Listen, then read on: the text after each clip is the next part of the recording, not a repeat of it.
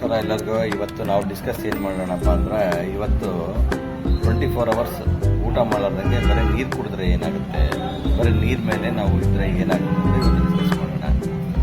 First ಏನಾಗುತ್ತೆ, 6 to 8 hours ನಮ್ಮಲ್ಲಿ ಇರೋಂಥ ಬಾಡಿಯಲ್ಲಿ ಏನು ಗ್ಲುಕೋಸ್ ಇರುತ್ತೆ ಅದನ್ನು ಯೂಸ್ ಮಾಡ್ಕೊಳ್ಳುತ್ತೆ ನಮ್ಮ ಶರೀರ.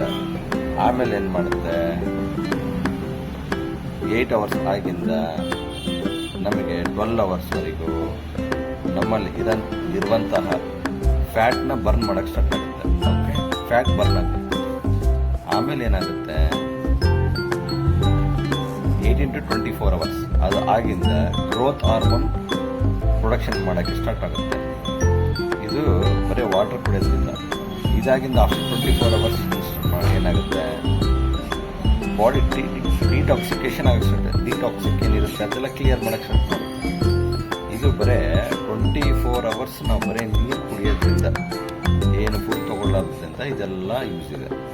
ಸೊ 24 ಅವರ್ಸ್ ತಿಂಗಳಿಗೆ ಒಂದ್ಸಲ ವಾಟರ್ ಫಾಸ್ಟಿಂಗ್ ಮಾಡಿ ಅಂತ ಈ ವಿಡಿಯೋ ಮೂಲಕ ನಿಮಗೆಲ್ಲ ಕೇಳ್ತೀನಿ.